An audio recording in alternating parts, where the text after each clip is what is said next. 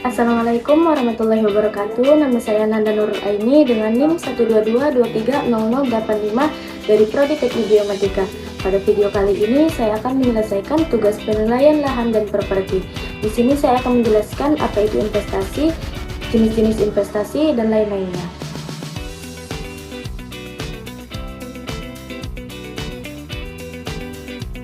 Pengertian investasi menurut Fabozzi dan Drake mengartikan investasi sebagai kegiatan mengelola aset berharga. Sedangkan menurut Riley dan Brown menjelaskan investasi sebagai kesediaan seseorang atau investor mengalokasikan uang dalam nilai tertentu di masa sekarang guna memperoleh penerimaan di kemudian hari. Adapun jenis-jenis investasi. Yang pertama, emas. Umumnya, emas yang diinvestasikan berupa emas batangan atau logam mulia atau berupa perhiasan. Yang kedua, properti. Jenis investasi ini umum dilakukan masyarakat yang berupa tanah atau bangunan seperti rumah, gedung, atau apartemen. Yang ketiga, deposito. Deposito adalah penanaman modal dalam bentuk simpanan uang kepada bank dengan perjanjian keuntungan untuk investor berupa bunga atau bagi hasil dalam jangka waktu yang sudah disepakati. Selanjutnya, saham. Saham merupakan surat bukti kepemilikan suatu perusahaan. Investasi berupa saham sudah umum dilakukan pada perusahaan-perusahaan besar yang membutuhkan modal dari masyarakat. Yang kelima, obligasi. Obligasi merupakan surat pengakuan hutang yang dilakukan oleh pihak peminjam kepada pihak pemodal. Yang terakhir, reksadana. Reksadana merupakan penghimpunan dana kolektif dan dana yang terkumpul tersebut akan dikelola oleh manajer. Untung dan rugi akan dibagi rata kepada seluruh investor sehingga reksadana bisa disebut juga tempat berkumpulnya para investor. Investasi mempunyai keuntungan. Yang pertama, investasi dapat meningkatkan nilai aset dari waktu ke waktu dan dapat menghasilkan keuntungan finansial. Yang kedua, investasi yang berhasil dapat membantu melawan inflasi dengan hasil yang melebihi tingkat inflasi. Lalu yang ketiga, beberapa jenis investasi seperti properti dapat memberikan pendapatan pasif melalui sewa. Namun, investasi juga mempunyai kerugian. Kerugian yang pertama yaitu ada risiko bahwa nilai investasi bisa turun yang dapat mengakibatkan kehilangan uang. Yang kedua, beberapa investasi mungkin sulit untuk dijual dengan cepat tanpa menimbulkan kerugian.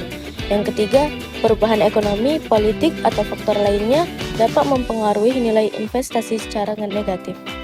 Profil resiko yang cocok.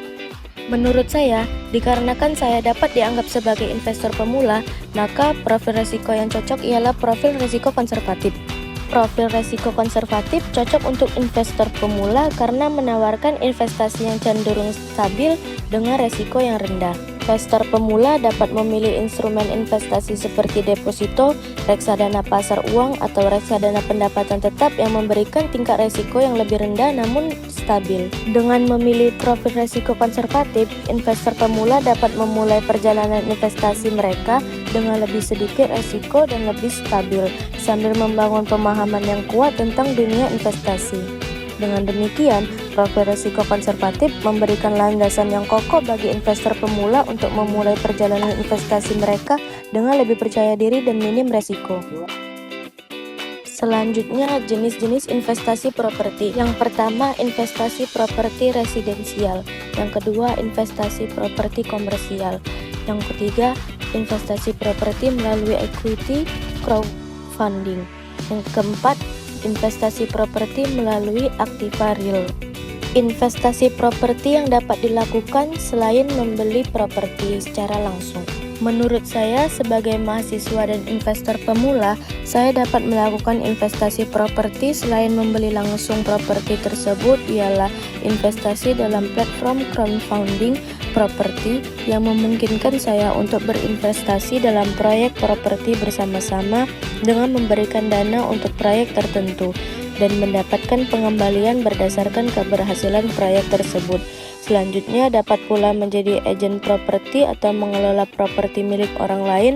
Hal ini memungkinkan untuk mendapatkan pengalaman dan pengetahuan tentang industri properti tanpa harus memiliki properti sendiri. Demikianlah yang dapat saya uraikan. Mohon maaf bila ada kesalahan. Wassalamualaikum warahmatullahi wabarakatuh.